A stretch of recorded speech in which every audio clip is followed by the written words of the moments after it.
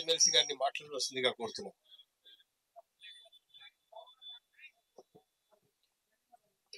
Friends, operation Kagar వ్యతిరేకంగా రావాల్సినంత స్పందన ఇంకా రావడం లేదో అన్న ఆవేదన కూడా వ్యక్తమైంది.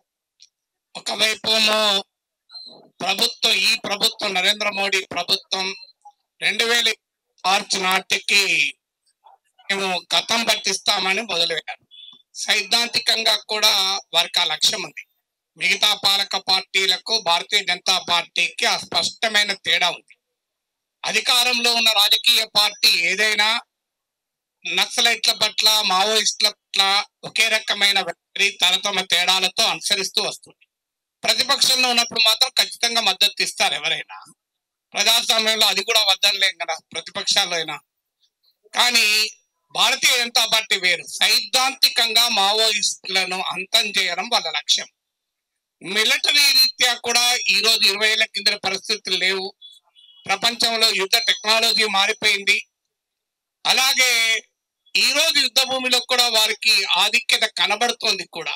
ఎందుకంటే మావోయిస్ట్ అగ్రనేతలు కూడా చనిపోయారు. ఇలాంటి పరిస్థితుల్లో చర్చలకు రాజ్యం అంగీకరిస్తుందా? మనం ఇలాంటి అనేక మీటింగ్లు పెట్టినా అంగీకరిస్తుందా? అందులో మావోయిస్టులు దెబ్బతింటున్న సమయంలో చర్చల ప్రస్తావన ఇంకా అంగీకరిస్తారా అని అడుగుతున్నారు. దీనికి ప్రశ్న పరిష్కారం ఏంటి అంటే, సమాజం యావత్తును, ప్రజల్ని ఈ చర్చలు ఎందుకు జరగాలి అని కన్విన్స్ చేయాలి. మనం ఎన్ని నినాదాలు ఇచ్చినా చర్చలు జరగాలని ప్రభుత్వాలు మారవు. ప్రభుత్వాలు ఎప్పుడైనా మారేది ప్రజా చైతన్యం వల్ల మాత్రమే. అందువల్ల ప్రజల్లో చైతన్యం కలిగించాలి అంటే ఆపరేషన్ కగార్ ఎందుకు ఆపాలి అనే దాంట్లో అందరం అంటాం. ఎందుకు ఆపాలి అనే ప్రశ్నకు ఒక తార్కికమైన, ప్రజలు అర్థం చేసుకుని కన్విన్స్ అయ్యే సమాధానాన్ని మనం ఇవ్వగలగాలి. ఆ సమాధానం ఏంటి? మొదటిది మీకు కొన్ని మాటలు చెప్తాను నేను. దిస్ ఈజ్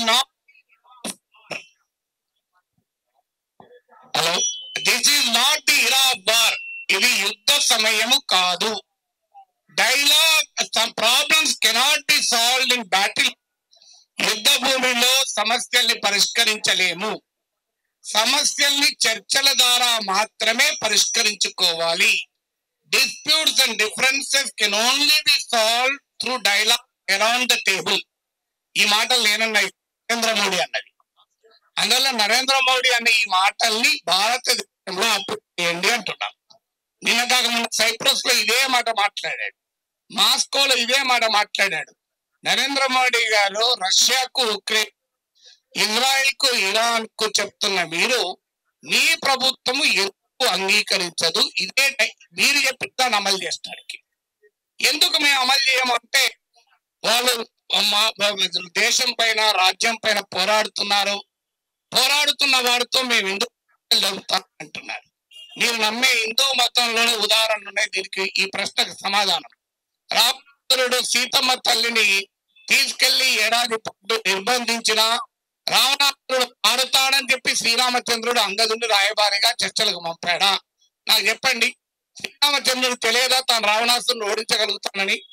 తాను ఓడించగలుగుతానని తెలిసి రావణాసురుడు తెలిసి తనకు వ్యక్తిగతంగా అంత అన్యాయం చేసిన దుర్మార్గం దగ్గరికి కూడా అంగదుండి రాయబారిగా పంపాడు. ఇక కౌరవులు యుద్ధం ఆపరని తెలుసు, యుద్ధం కోరుకుంటున్నారో తెలుసు. కానీ శ్రీకృష్ణ పరమాత్మ పాండవుల తరఫునే రాయబారిగా చర్చలకు పోయాడు. అయ్యా, హిందూ ధర్మాన్ని నమ్మే మీరు ఆ శ్రీరామచంద్రుడు శ్రీకృష్ణుడు అనుసరించిన మార్గాన్ని అనుసరించమని చెప్తున్నాం. మీరు ఎలాగో వేరే మార్గం కాదు. ఇక ఏం చర్చలు జరపాలి? మావోయిస్టులతో మేము ఎలా చర్చలు జరుపుతాం? మా పోలీసులను చంపేస్తున్నారు, మా కార్యకర్తలను చంపేస్తున్నారు అని కేంద్ర మంత్రులు అడుగుతున్నారు.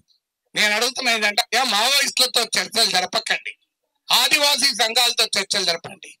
జల్ జంగల్ జమీన్ అనే సమస్యకు పరిష్కారం ఏంటని ఆదివాసీ సంఘాలతో చర్చలు జరపండి. ఆదివాసీ సంఘాలతో చర్చలు జరపడానికి భారత ప్రభుత్వానికి ఉన్న అభ్యంతరం ఏంటి?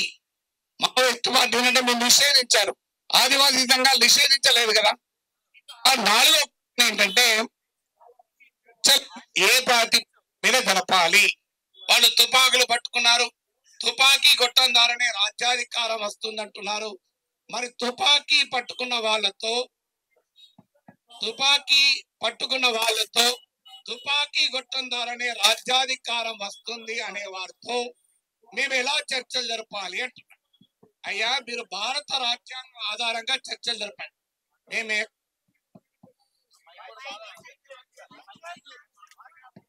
హలో హలో హలో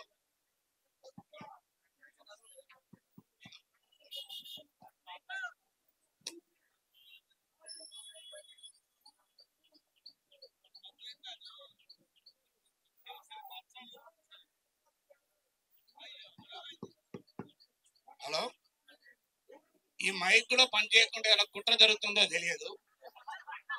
అందువల్ల నేను అనేది ఏంటంటే, మీరు మావోయిస్టులతో వాళ్ళు తుపాకులు పట్టుకున్నారు కదా, వాళ్ళు తుపాకీ గొట్టం ద్వారానే రాజ్యాధికారం వస్తుంది అని అంటున్నారు కదా, వారితో మేము ఎందుకు చర్చలు జరపాలి?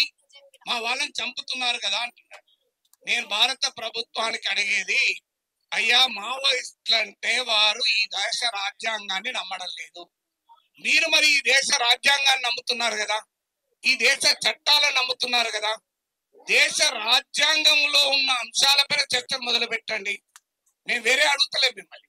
ఆదివాసీ సంఘాలతో చర్చలు జరపండి, దేశంలో ఉన్న పౌర సంఘాలతో చర్చలు జరపండి, ప్రజల గురించి ఆలోచించేటువంటి వారితో చర్చలు జరపండి, భారత రాజ్యాంగం ఆధారంగా చర్చలు జరపండి. వేరేదేం అవసరం లేదు. రాజ్యాంగంలో ఏమున్నది?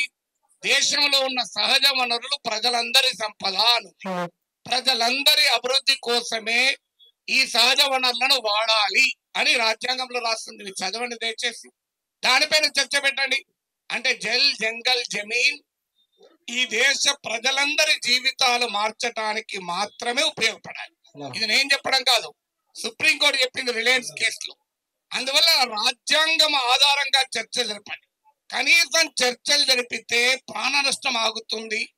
చర్చలు జరిపితే ఆదివాసీ ప్రాంతాల్లో ఉన్న అల్లకల్లోల పరిస్థితులు ఆగుతాయి. ఇవాళ చర్చలు జరపకపోతే మావోయిస్టులకు ఏం ప్రాబ్లం లేదు. వాళ్ళు చర్చల కొరకు అడవులకు పోలే, వాళ్ళు చర్చల కొరకు తుపాకీ పట్టలే. అందువల్ల చర్చలు జరిగినా జరగకపోయినా మావోయిస్టులకు ఇబ్బంది ఏమీ లేదు. ఎందుకంటే వాళ్ళు ఈ రాజ్యం పైన తుపాకీ పట్టుకొని పోరాడటానికి వెళ్ళారు, మాలాగా మైక్ పట్టుకొని మాట్లాడడానికి వెళ్ళలే. అందువల్ల మావోయిస్టులకు ఇబ్బంది లేదు, ప్రభుత్వానికి ఇబ్బంది లేదు. ఎందుకంటే వారికి హోంమంత్రి అమిత్ షాకో ప్రధానమంత్రికో పెద్ద భద్రతా వలయంలో మధ్య వాళ్ళు వెళ్తారు ఎక్కడికైనా. కానీ చర్చలు జరగకపోవడం వల్ల ఎవరికి కష్టం వస్తుంది? ఆదివాసీ బిడ్డలకు కష్టం వస్తుంది. ఆదివాసీ ప్రాంతాల్లో ప్రజల హక్కులకు భంగం వాటిల్లుతుంది. అందువల్ల ఆదివాసీ ప్రాంతాల్లో శాంతి కొరకు చర్చలు జరపండి అంటున్నాను. చివరగా చర్చలు జరపడం వల్ల ఏం జరుగుతుందో భారతదేశ చరిత్ర 200 ఏళ్ళు చదవండి. అల్లూరి సీతారామరాజు నాయకత్వంలో ఆదివాసీ బిడ్డలు పోరాడారు. భారతదేశ వ్యాపితంగా అనేక చోట్ల ఆదివాసీ పోరాటాలు స్వాతంత్ర పోరాటంలో భాగంగా, స్వాతంత్ర పోరాటంలో సమాంతరంగా జరిగాయి. దాని ప్రయోజనం భారత రాజ్యాంగంలోని 5వ షెడ్యూల్. దాని ప్రయోజనము ఆదివాసీ ప్రాంతాలకు రాజ్యాంగం ఇచ్చిన హక్కులు. ఆ తర్వాత జరిగినటువంటి పోరాటాలు, అల్లూరి సీతారామరాజు పోరాటాలు, కొమరం భీం పోరాటాలు ఉండకపోతే భారతదేశంలో షెడ్యూల్ 5 ఉండేదే కాదు. ఆదివాసీలకు రాజ్యాంగ అందువల్ల ఆ తర్వాత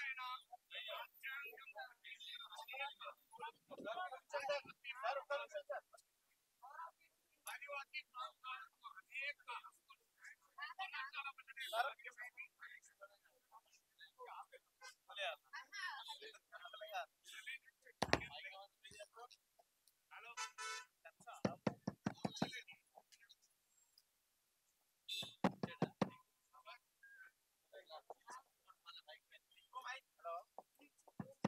బహుశా అందుకొరకే చంద్రకుమార్ గారు నాగేశ్వర్కి ఎగ్జామ్షన్ ఇస్తున్నా ఉన్నారు. ఈ మైక్ మధ్యలో పోతుందని ఆయన ముందే తెలిసినట్టున్నది. అందువల్ల ఆదివాసీ ప్రాంతాలకు స్వాతంత్ర పోరాటంలో ఆదివాసీల పోరాటం వల్ల రాజ్యాంగ హక్కులు వచ్చాయి. అటవీ హక్కుల చట్టం 2006లో వచ్చాయి, వట్టిగా రాలే. అందువల్ల ఈ చర్చల ప్రక్రియ ద్వారా భారతదేశంలో ఆదివాసీలకు, పేద ప్రజలకు ఈ దేశ వనరులు దొరకడానికి ఉపయోగపడతాయి, ఈ దేశంలో హక్కులు లభిస్తాయి కనుక చర్చలు జరపండి అని అంటున్నారు. ఎందుకంటే చాలా మందికి ఒక రాంగ్ నోషన్స్ ఉన్నాయి. మీరు చర్చలు ఎందుకు జరపంటున్నారంటే మావోయిస్టులు దెబ్బతిన్నారు కనుక మీరు చర్చలు జరపంటున్నారు, మీరంతా మావోయిస్టులే అని అంటున్నారు. నిజంగా మావోయిస్టులం అయితే మైక్ ఎందుకు పట్టుకుంటాం, ఏకపాటిని పట్టుకుంటాం కదా. నిజంగా మావోయిస్టులం అయితే ఇందిరాబాద్ లో ఎందుకుంటాం, అబోజ్ మట్లో ఉంటాం కదా. అందువల్ల మావోయిస్టుల కొరకు మేము చర్చలు అడగడం లేదు. మా 20 ఏళ్ల క్రితం కూడా మేము చర్చలు అడిగాం. నేను కూడా కాల్పుల విరమణ కమిటీలో ఉన్నాం. ఆ రోజు కూడా చర్చలు అడిగాం. ఆ రోజు మావోయిస్టులు ఇట్లా దెబ్బతిని లేరే, ఆ రోజు మావోయిస్టులు ఇంత దెబ్బతిని లేనప్పుడు కూడా చర్చలు అడిగాం. చర్చలు అడిగేది ఈ దేశ రాజ్యాంగ హక్కులు అమలు కావటానికి, ఈ దేశంలో ప్రజలకు ప్రజల సంపద అందుబాటులోకి రావటానికి, ఆదివాసీ ప్రాంతాల్లో శాంతి నెలకొనడానికి, ఆదివాసీలకు చట్టాలు రాజ్యాంగం ఇచ్చిన హక్కుల్ని సాధించడం కొరకు చర్చలు అడుగుతున్నాం.